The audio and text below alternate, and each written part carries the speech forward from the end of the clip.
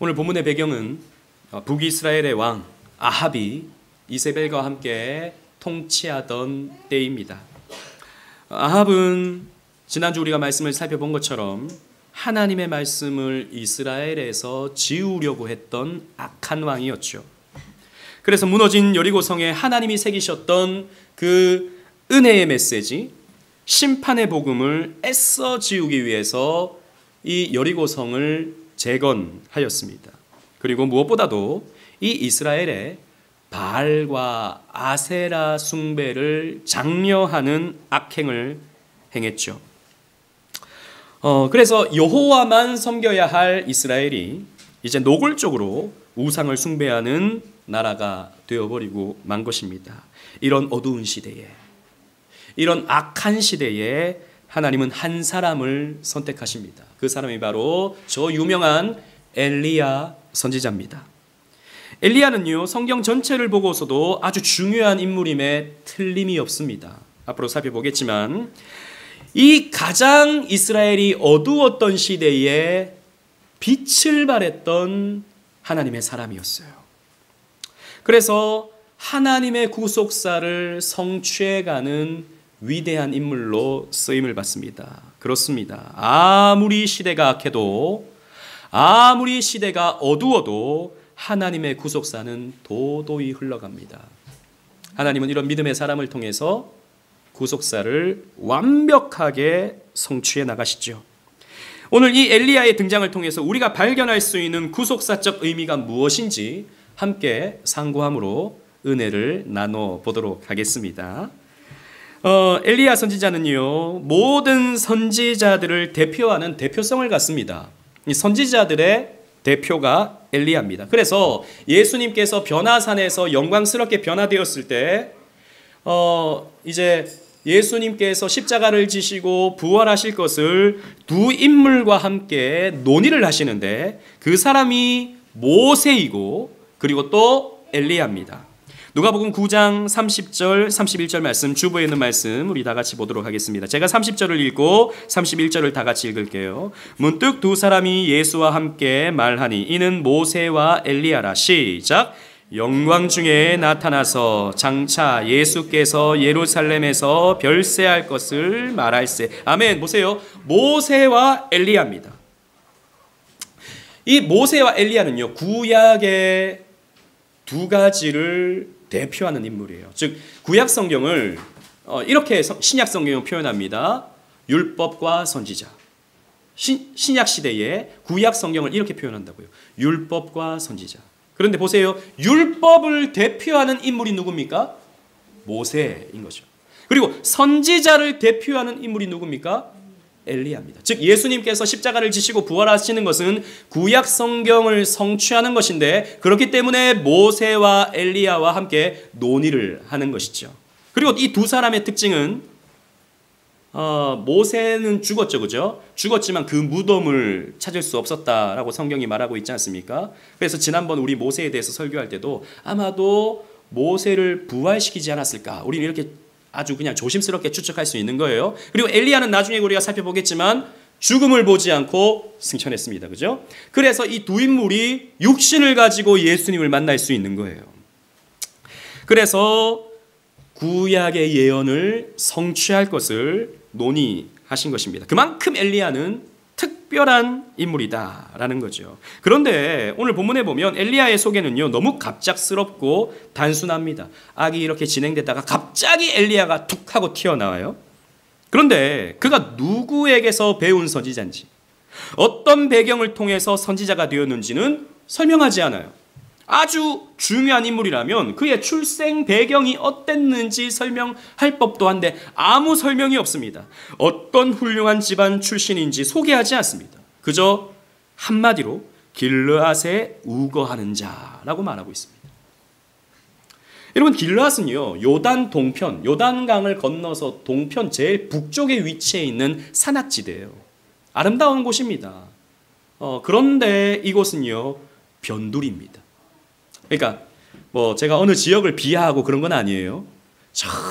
우리 대한민국도 동북쪽에 강원도가 있죠. 그래서 우리 보통 강원도 뭐 두메산골 뭐 이런 말을 하지 않습니까? 그러니까 뭐 이런 말은 좀 뭐 오해가 될 수 있겠지만 강원도 출신이 있습니까 여기? 시골 출신이다 이런 말이죠. 시골 출신, 깡촌 출신이다. 전기도 잘 안 들어오는 그런 곳이다. 물론 뭐 이때는 전기가 없었지만 아무튼 뭐 그런 의미가 되는 것이죠. 그리고 디셉 사람이라고 말하는데요. 이 디셉이라는 것도 사실 어딘지 당최 알 수가 없어요. 신학자들이 뭐 이곳이다 저곳이다 추측은 하는데 사실 어딘지 확실할 수가 없습니다. 즉 이런 설명은요 하나마나한 설명이에요. 뭐 길르앗에 우거하던 디셉 사람 엘리야 그러면요 아무도 몰라요. 그게 누군데? 거기가 어딘데? 이렇게 말할 정도가 되는 것이죠. 그런데 여러분 성경은요 이렇게 설명함으로써 또 메시지를 줍니다. 무슨 말이냐? 하나님은요 사람의 배경이나 혈통이나 출신이나 학력을 보시는 하나님이 아니시다라는 것을 우리에게 알려주시는 거죠. 우리는 능력 있는 사람이 하나님께 귀하게 쓰임받는다고 생각합니다. 유명한 사람이, 대단한 배경을 가진 사람이 하나님께 쓰임받는다고 생각합니다. 그런데 성경은 다르게 말해요. 성경은 그렇게 알려주고 있지 않습니다. 정반대입니다. 고린도전서 1장 27절 말씀 제가 읽어드리겠습니다. 그러나 여러분 들으시면 돼요.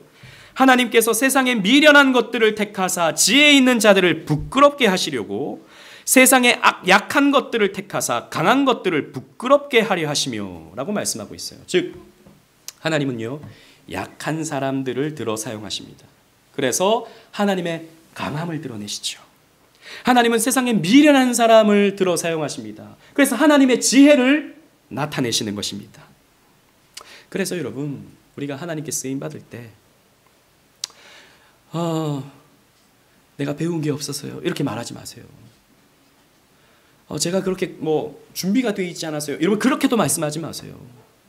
여러분 그것은요 아무 이유가 되지 못합니다. 왜요? 하나님이 지혜로우시기 때문에, 하나님이 능력이 있으시기 때문에 우리가 뭐 지혜가 있든 없든 우리의 환경이 좋든 못하든 하나님께서 들어서 사용하시면 우리는 얼마든지 사용할 수 있는 것입니다. 나는 그래서 못해요 라고 말하는 건요 여러분 불신앙입니다.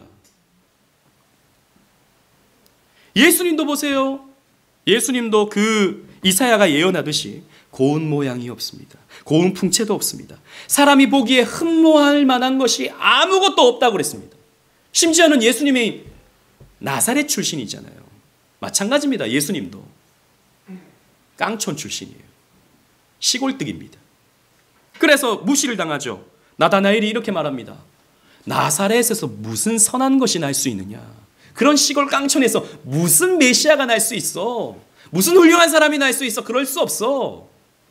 라고 무시를 당하지 않습니까? 그런데 여러분 엘리야는 누구보다도 하나님 나라에 귀하게 쓰임받습니다.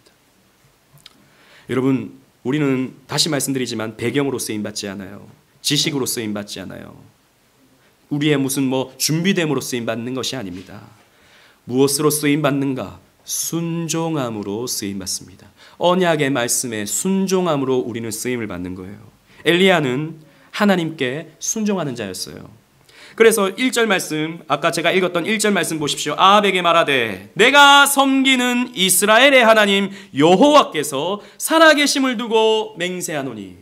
지금 이 왕에게, 아합 왕에게 당당히 가서 이렇게 말하고 있는 것입니다. 내가 섬기는 하나님 여호와라고 말하고 있죠. 누구를 섬기고 있다고요? 하나님 여호와. 여호와 하나님을 섬기고 있는 것입니다. 그래서 아주 당당하게 심판을 선포합니다. 내 말이 없으면 수년 동안 비도 이슬도 있지 아니하리라. 즉 여기서 말은 엘리야의 말이 있으면이 아니에요. 그죠? 엘리야가 개인적인 말을 하는 게 아닙니다. 엘리야를 통해서 하나님의 말씀이 선포된다라는 거죠. 그래서 내가 하나님의 말씀으로 선포되지 않으면 앞으로 계속해서 비가 오지 않을 것이다. 이렇게 엘리야는 하나님의 말씀을 당당히 선포했습니다. 그런데 이것이 바로 언약적 심판입니다. 하나님은 모세에게 신명기의 말씀을 통해서 언약적 복과 언약적 심판에 대해서 말씀을 선포했던 적이 있었습니다. 그래서 순종하는 자에게는 복을 주시고 언약의 말씀에 순종하지 아니하는 자에게는 무엇을 내리십니까? 저주와 심판을 내리십니다. 신명기 28장 23절, 24절 말씀. 제가 23절을 읽고 24절 다 같이 읽도록 하겠습니다. 내 머리 위에 하늘은 노시 되고 내 아래의 땅은 철이 될 것이며 시작. 여호와께서 비 대신에 티끌과 모래를 내 땅에 내리시리니 그것들이 하늘에서 내 위에 내려 마침내 너를 멸하리라. 너희가 내 말씀을 듣지 아니하고 다른 우상을 숭배하면 어떻게 되는가? 하늘이 놋과 같이 될 것이다 라고 했어요. 여러분, 놋은 어떤 빛깔을 내죠? 노르스름합니다. 그죠? 하늘이 노르스름하게 된다라고 하는 말은 무슨 말이냐? 땅에 비가 오지 않아서 흙먼지가 날리는 거예요. 그러니까 비가 내려져야 땅이 촉촉해야 이제 흙이 땅에 잘 붙어 있는데 흙먼지가 날리면서 여러분 황사 때 하늘이 노래지잖아요. 심할 때. 그렇게 된다라는 거예요. 그리고 땅은 철이 된다라고 했는데 땅이 비가 오지 않아서 완전히 단단히 굳어져서 경작할 수 없는 땅이 된다라고 하는 그런 의미가 되는 거예요. 그래서 티끌과 모래가 비 대신에 내려서 살아갈 수 없는 그런 땅이 되어서 사람들이 멸절되게 될 것이다 라고 하나님께서 이런 무시무시한 심판의 경고를 하셨던 겁니다. 그래서 이스라엘은 농사를 지을 때 주로 겨울에 짓거든요. 우리랑 완전히 반대입니다. 여름에는 태양볕이 너무 뜨거워서 뭘 심으면 다 타 말라버립니다. 그래서 겨울에 농사를 지어요. 그래서 가을에 이른비가 내립니다. 가을에 이른비가 내려서 땅이 촉촉히 적셔지면 땅을 이제 경작해서 이제 심습니다. 근데 겨울에도 일조량이 좋기 때문에 이제 이슬이 내리기도 하고 땅이 촉촉히 적셔져서 농사를 지을 수 있는 환경이 되는 거예요. 그리고 봄이 되면 늦은 비가 내려서 곡식을 더 풍성하게 만드는 그런 비가 되는 것이죠. 이렇게 해야 이스라엘은 살아갈 수 있는 것입니다. 그런데 이른 비가 내리지 않으면 심판입니다. 농사를 지을 수가 없어요. 늦은 비가 내리지 않으면 심판입니다. 다 말라 죽어버리고 마는 것이죠. 지금 엘리야는 언약적 심판을 선언하고 있는 것입니다. 여러분 기억하세요. 하나님은요 신실하신 하나님이십니다. 언약의 신실하신 하나님이세요. 하나님이 경고하시면 너희들이 나를 따르지 아니하고 우상을 숭배하면 이런 기근이 내리게 된다라고 경고하셨으면 그 경고대로 이루시는 하나님이 우리 하나님이십니다. 여러분 우리 하나님을 가볍게 생각하지 마세요. 그래서 이제 아합 시대에 비가 내리지 않는 것입니다. 그런데 우리가 여기서 중요하게 생각해야 될 한 진리가 있습니다. 뭐냐? 이런 하나님에게 순종하는 자에게는 복을 주시고 하나님에게 순종하지 아니하는 자에게는 저주와 심판을 내리신다라고 이렇게 딱 얘기하잖아요. 그러면 하나님이 너무 째째해 보이는 거죠. 그러지 않나요? 하나님 좀 용서해 주시지. 하나님 안 섬긴다고 삐지셔가지고 나를 안 섬겨? 기근이다! 이렇게 하시는 하나님이 너무 좀 뒤끝 있어 보인다는 것이죠. 그런데 여러분 우리는 이 심판하시는 하나님 이면에 하나님의 다른 뜻을 발견해야 돼요. 무슨 말이냐? 이 언약적 심판이 하나님 사랑의 다른 표현이다라는 거예요. 여러분 그렇지 않습니까? 지금 바알을 숭배하고 아세라를 숭배하는 이스라엘 백성들이 계속해서 잘 먹고 잘 산다면 이들은 계속 바알과 아세라를 섬길 것 아니겠습니까? 그러면 저들은 영원한 저주와 영원한 심판 속에 들어갈 수밖에 없는 거예요. 그런데 하나님께서 언약적 심판을 내리심으로 말미암아 저들이 깨닫고 우리가 하나님을 떠났더니 이런 심판을 받게 되는구나 라고 회개하고 하나님께 나오게 된다면 그들에게는 오히려 영생의 복이 주어지게 되는 거예요. 그래서 언약적 심판의 다른 모습은 하나님의 언약적 사랑인 것입니다. 우리 자녀들 키울 때도 마찬가지잖아요. 아이들이 해서는 안 되는 말, 아이들이 해서는 안 되는 행동들을 할 때 아이들이 너무 귀해서 오냐 좋아 잘한다 이렇게 하면 아이들이 어떻게 자라겠습니까? 괴물이 되는 것이죠. 나쁘게 자랄 수밖에 없는 것입니다. 그럴 때는 사랑으로 아이들을 징계해야 되는 것이죠. 하나님도 똑같다라는 것입니다. 그래서 히브리서 12장 7절에 주보했습니다. 우리 다 같이 한번 읽어보도록 하겠습니다. 시작. 너희가 참음은 징계를 받기 위함이라. 하나님이 아들과 같이 너희를 대우하시나니 어찌 아버지가 징계하지 않는 아들이 있으리요. 아멘. 여러분 우리는 언약적 징계가 있을까요? 없을까요? 언약적 징계가. 우리에게는 없습니다. 그러니까 우리가 하나님 말씀에 순종하지 않는다고 해서 교통사고가 나고 하나님 말씀에 순종하지 않는다고 해서 무슨 질병에 걸리고 이런 게 아닙니다. 그런데요. 한편으로는 우리에게 갑작스러운 어떤 사고와 갑작스러운 문제가 발생했을 때 하나님이 우리에게 징계하신다라고 하는 사실을 기억하면서 우리 스스로를 돌아보는 과정은 반드시 필요합니다. 언약적 징계는 우리 대신 예수님께서 받으셨어요. 그죠? 우리는 하나님의 언약적 축복을 예수님의 순종하심으로 우리는 받아 누립니다. 하지만 하나님의 이 부성적 징계는 우리에게 여전히 유효해요. 그렇기 때문에 여러분들이 어떤 문제가 생겼을 때 혹시 나의 불순종 때문에 하나님께서 징계하시는 것이 아닌가?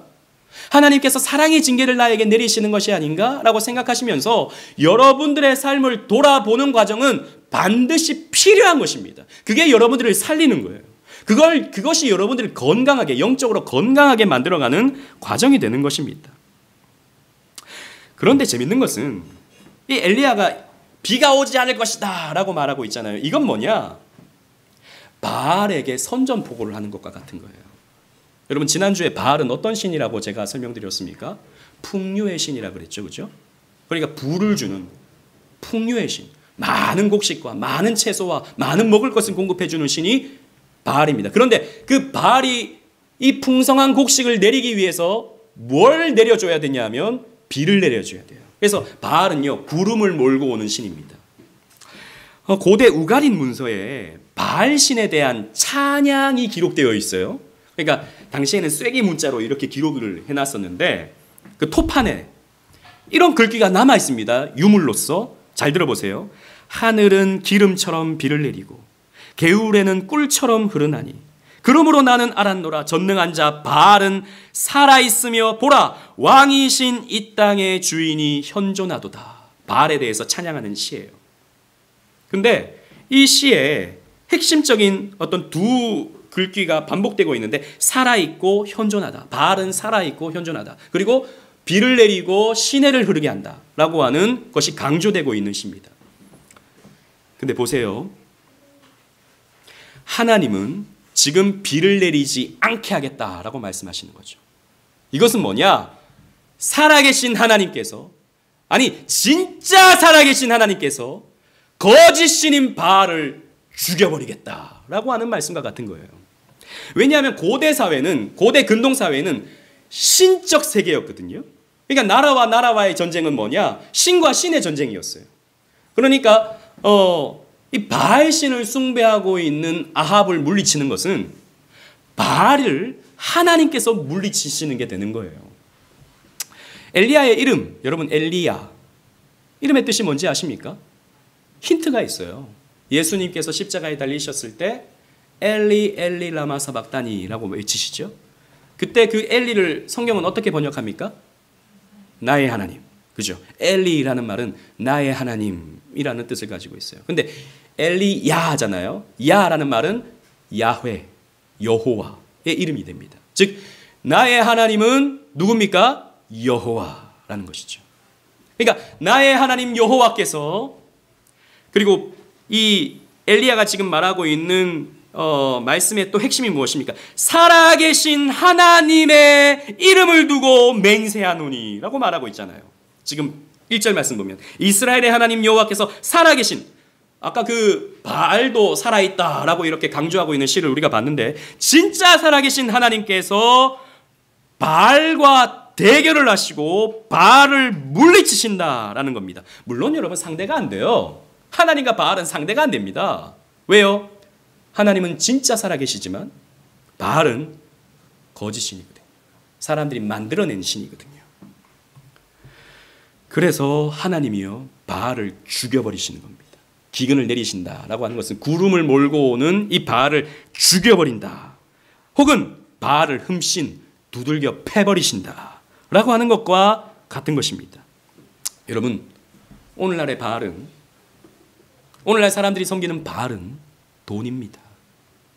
언제든 우리는요 돈을 숭배할 수 있어요. 그래서 오늘 배금주의 사회라고 우리가 흔히 말하고 있지 않습니까? 자본주의를 살아가고 있는 저와 여러분들에게 있어서 이 자본주의의 복음이 뭐냐? 돈이 있는 자는 복이 있나니 저들이 영원히 행복할 것이다 라고 하는 게 아무도 반응이 없으시네요. 제가 유머로 이렇게 했는데 돈이 있는 자는 복이 있나니 저희가 영원히 행복할 것이다. 여러분, 사람들이 이렇게 믿고 있잖아요. 여기 계신 여러분들도 은근히 이 자본주의의 복음을 받아들이고 있지 않습니까? 돈 필요합니다. 그러나 기억하십시오. 돈이 여러분들에게 목적이 될 때, 돈 버는 게 하나님 믿는 것보다 더 중요하다고 여겨질 때 돈이 우상이 됩니다. 돈이 신이 되어버립니다. 아닙니다. 돈이 우리를 행복하게 만들어주지 않아요. 그 돈을 주장하시는 분은 여호와 하나님이라는 것을 여러분 기억하셔야 됩니다. 비를 내리지 않고 이것은 하나님께 달려있는 것이지 바알에게 달려져 있지 않아요. 우리를 먹여 살려 주시는 것은 하나님께 달려있는 것이지, 내가 돈을 더 많이 벌면, 내가 돈을 더 많이 가지고 있으면, 내 통장에 돈이 이만큼 쌓여 있으면 내 삶이 보존된다. 아닙니다, 여러분. 착각하지 마세요. 근데 예수 믿는 사람들조차도 이렇게 따르고 있으니 이게 참 안타까운 일이다라는 것입니다. 여러분, 돈은 우리의 목적이 되어서는 안 됩니다. 우리의 목적은 하나님입니다. 돈은 수단입니다. 여러분들의 직장생활, 여러분들의 사업장은 수단입니다. 여러분들의 삶은 수단이에요. 하나님 섬기기 위한 수단일 뿐입니다. 목적이 수단으로 바뀌면 안 되고 수단이 목적이 되면 안 돼요. 목적으로서의 예수, 목적으로서의 하나님, 수단으로서의 삶, 수단으로서의 돈이 돼야 됩니다. 2절 3절 말씀으로 넘어가 보십시다. 2절 제가 읽고 3절 다 같이 읽겠습니다. 여호와의 말씀이 엘리야에게 임하여 이르시되, 시작. 너는 여기서 떠나 동쪽으로 가서 요단 앞 그릿 시냇가에 숨고. 아멘. 보세요. 이 아합에게 이제 비가 내리지 않을 것이다. 내 말이 있기 전까지 비가 내리지 않을 것이다 라고 해놓고는 엘리야는 숨어버립니다. 하나님의 말씀에 의거해서. 그래서 동쪽으로 가서 요단 앞 그릿 시냇가에 숨어 지내게 됩니다. 그런데 여러분, 이것이 하나님이 말씀하시는 가장 중요한 심판이라는 것을 우리는 캐치해낼 수 있어야 됩니다. 아, 숨었구나. 이게 아니고 말씀이 숨겨졌구나 라고 생각할 수 있어야 된다는 것입니다. 왜냐? 선지자입니다. 당시 유일하게 말씀을 전하는 선지자입니다. 그죠? 선지자는 하나님의 말씀을 선포하는 자예요. 하나님의 말씀을 가르치는 자입니다. 그런데 말씀을 전하는 자가 숨어버렸습니다.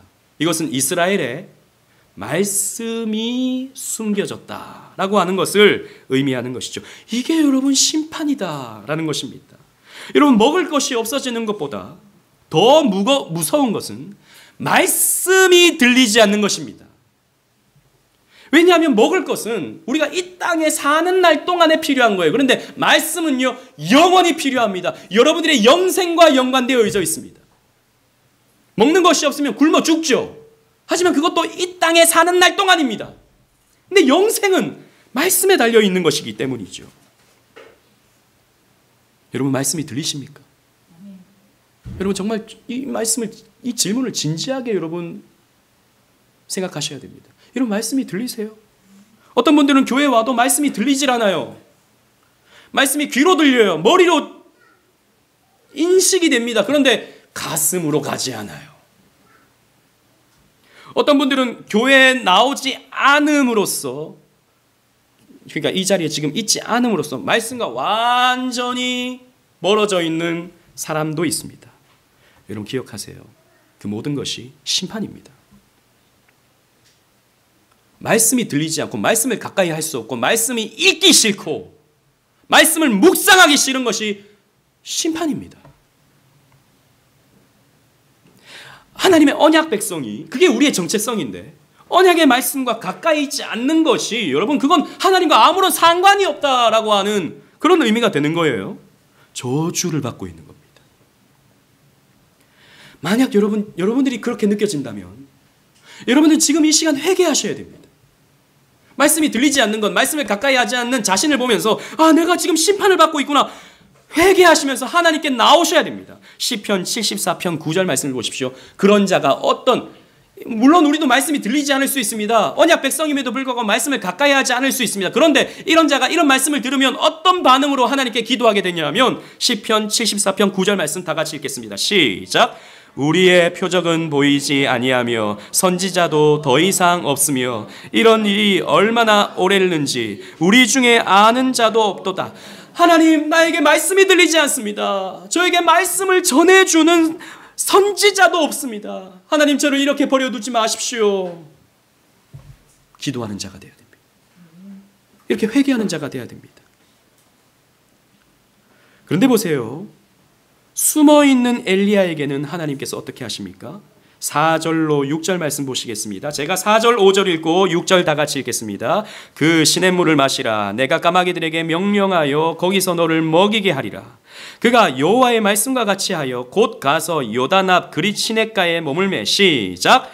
까마귀들이 아침에도 떡과 고기를 저녁에도 떡과 고기를 가져왔고 그가 시냇물을 마셨으나. 아멘. 이 그릿 시냇가에 숨어있는 엘리야에게 까마귀가 날아옵니다. 아침 저녁으로. 그런데 그냥 혼자 날아오는 게 아니라 떡을 물고 날아옵니다. 고기를 물고 날아옵니다. 말이 됩니까? 안 돼요. 이런 일은 있을 수 없어요. 아니, 고기는 물고 올 수 있어요. 그런데 떡이 웬 말입니까? 뭐 까마귀가 떡을 만들 수 있습니까? 이건 누가 만들어 놓은 걸 훔쳐왔다. 뭐 그렇게도 볼 수 있는데, 아무튼 까마귀는요, 욕심이 많은 새예요. 그래서 썩은 고기라도 조금이라도 더 뜯어먹으려고 막 이렇게 눈치를 봤다가 뜯어먹고 하는 게 까마귀입니다. 근데 이 욕심 많은 까마귀가 떡을 물고 왔다? 고기를 물고 왔다? 이건 말도 안 되는 얘기예요. 근데 제가 우리 주일학교 학생들에게 물어봤어요. 이게 어떻게 이런 일이 일어날 수 있을까라고 하니까 우리 시우는 언제나 정답만 얘기해요. 하나님이 하셨어요.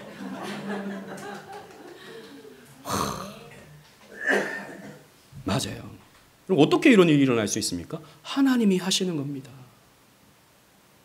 하나님이 까마귀를 붙드시는 거예요. 야, 까마귀야, 일로 와. 여기 떡 있지? 떡 물어. 떡 먹는 거예요. 나라.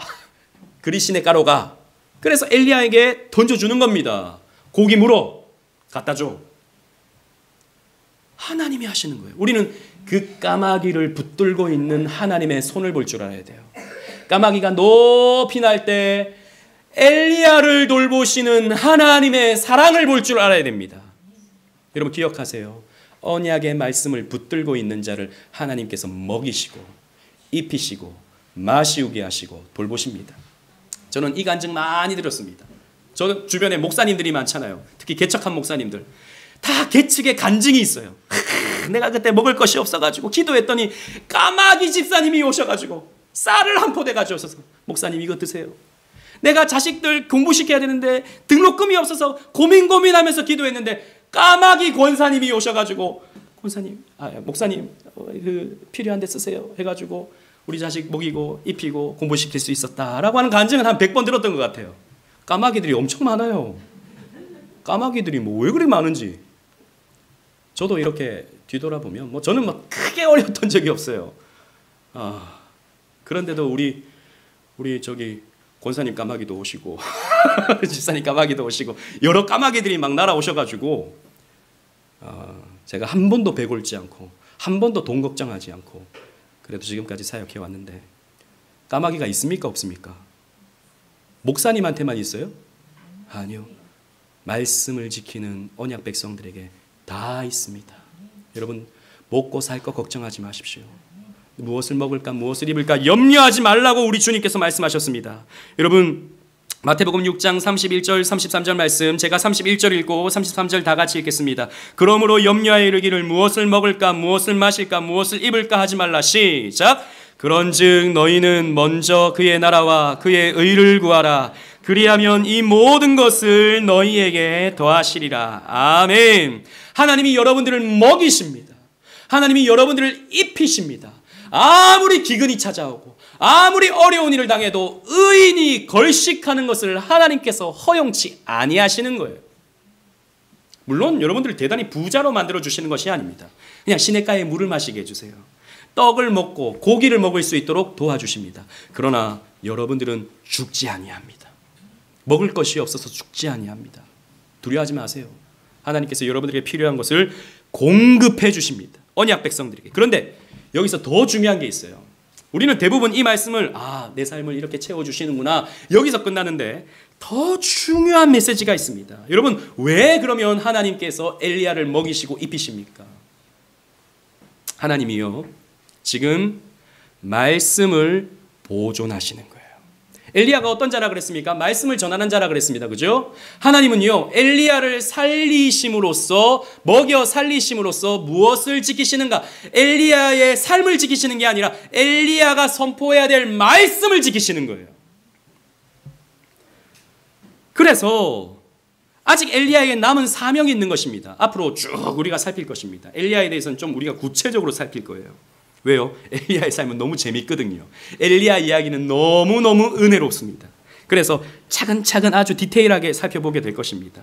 그런데 하나님은요 이 장면을 통해서 말씀을 보존하신다라고 하는 것을 우리들에게 가르쳐 주시는 겁니다. 여러분 최근에도 제가 어떤 그 서창원 목사님 여러분 잘 아시잖아요. 지난해 우리 교회 오셨던 미국에 갔다 오셨는데 몇 달 전에 미국에 갔다 오셨는데 OPC 교단이라고 그 미국 정통 장로교회가 있어요. 그러니까 굉장히 보수적입니다. 웨스트민스터 신학교로 삼는 교단인데, 그러니까 우리 교회 같이 좀 이렇게 고리타분한 교회입니다.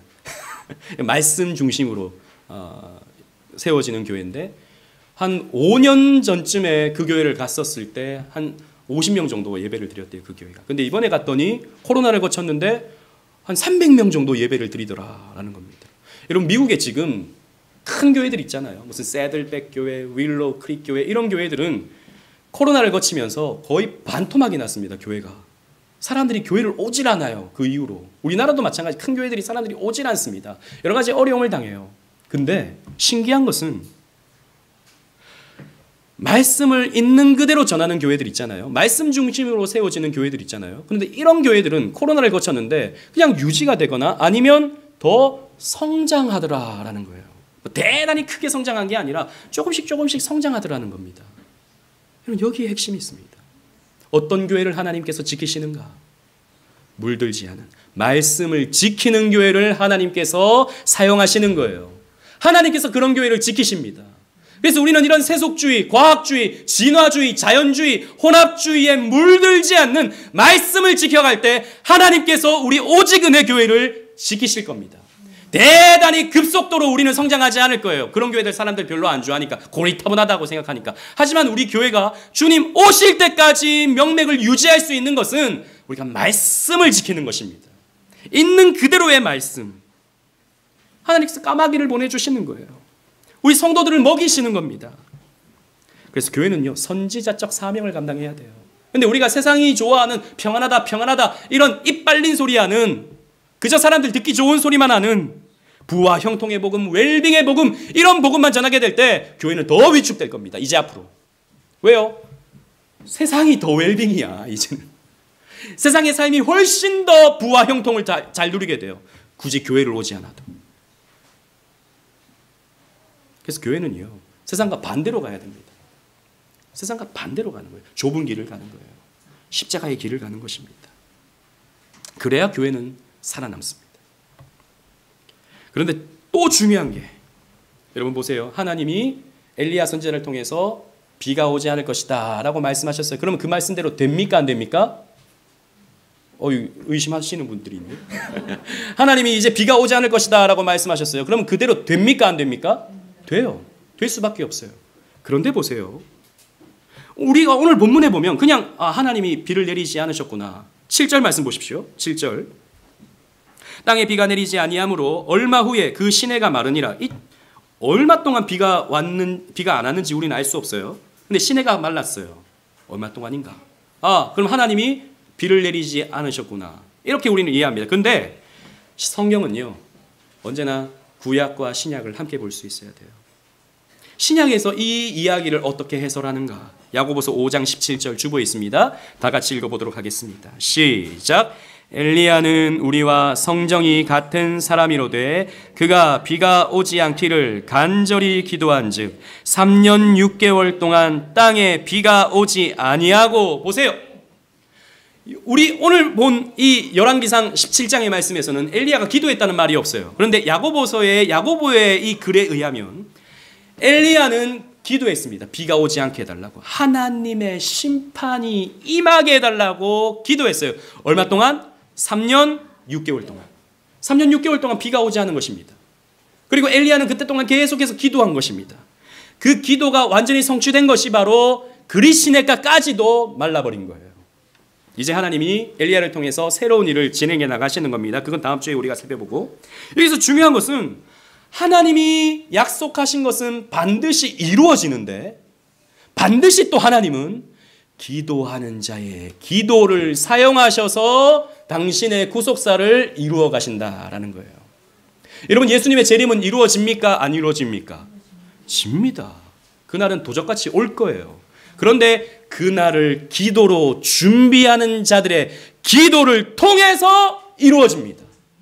여러분, 우리 오직은혜교회는 하나님 말씀 붙들고 나아갈 때 우리 교회는 단단해져 가고 건강하게 성장해 갈 겁니다. 그런데 기도하는 자들을 통해서 이루어집니다.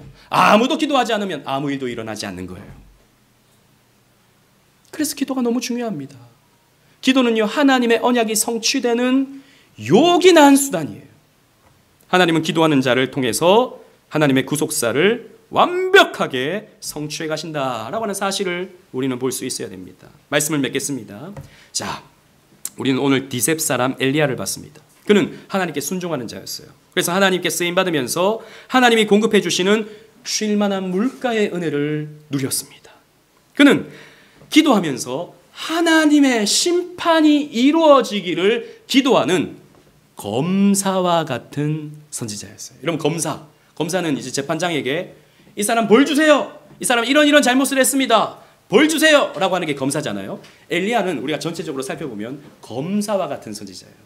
이런 패역한 이스라엘 백성들을 하나님 심판해 주십시오 라고 요청하는 선지자가 엘리야입니다. 그런데 우리는 오늘 본문에서 이 엘리야를 보면서 또 다른 선지자를 떠올릴 수 있어야 됩니다. 그분이 누굽니까? 나사렛 예수 그리스도십니다. 디셉 사람 엘리야와 대칭되는 나사렛 예수, 둘 다 시골뜨기입니다. 둘 다 무명의 사람이었습니다. 예수님도 근데 순종하는 선지자였죠. 그런데 결정적으로 두 사람이 다른 점이 있었습니다. 엘리야는요, 그리시네가의 생수를 계속해서 공급받으면서 살아갈 수 있었어요. 그런데 예수님은요, 목이 마르셨습니다. 예수님은 충분히 쉴만한 물가에서 그 시원한 생수를 받아 누리기에 합당한 분이셨지만, 예수님은요, 십자가에 달리셨을 때 굳이 내가 목마르다라고 하는 말씀을 해주셨어요. 제가 또 우리 아이들에게 물어봤어요. 왜 예수님은 목이 마르셨을까? 왜 굳이 예수님은 십자가에서 내가 목마르다고 말씀하셨을까라고 했더니, 우리 할인이가 진짜 우리 아이들은요, 엘리트 중에, 이런 거 좀 교만하시려나? 엘리트 중에 엘리트입니다. 할인이가 뭐라고 그러냐면, 예수님께서 우리의 심판을 대신 받으셨어요. 저는 어떻게 그렇게 대답을 하는지 제가 깜짝 놀랐어요. 우리의 심판을 대신 가져가 주셨기 때문에. 여러분, 그렇죠? 우리는 언약에 완벽하게 순종합니까? 저와 여러분들은 돈 좋아하지 않습니까? 바알 좋아하지 않습니까? 그럼 우리도요, 기근을 당해야 됩니다. 우리 인생에 기근을 당해야 돼요. 그런데 왜 우리에게 인생의 기근이 찾아오지 않고 왜 우리에게 계속해서 양식이 주어지는가? 예수님께서 우리 대신 저주를 받으셨어요. 예수님께서 대신 십자가에서 심판을 당하신 것입니다. 언약적 심판을 말이죠. 그래서 예수님은 굳이 십자가에서 내가 목마르다라고 말씀하신 거예요. 우리의 심판을 대신 가져가셨기 때문에, 그리고 예수님께서 순종하신 그 언약적 순종을 우리에게 주십니다. 언약적 축복을 우리에게 주십니다. 그래서 우리는 영원히 심판받지 아니하는 거예요. 영원히 하나님께서 주시는 언약적 축복을 누리면서 살게 되는 것입니다. 히브리서 기자는요, 그래서 우리에게 이렇게 말합니다. 히브리서 13장 12절 13절 말씀, 제가 12절을 읽고 13절 다 같이 읽겠습니다. 그러므로 예수도 자기 피로써 백성을 거룩하게 하려고 성문 밖에서 고난을 받으셨느니라. 시작. 그런즉 우리도 그의 치욕을 짊어지고 성문 밖으로 그에게 나아가자. 아멘.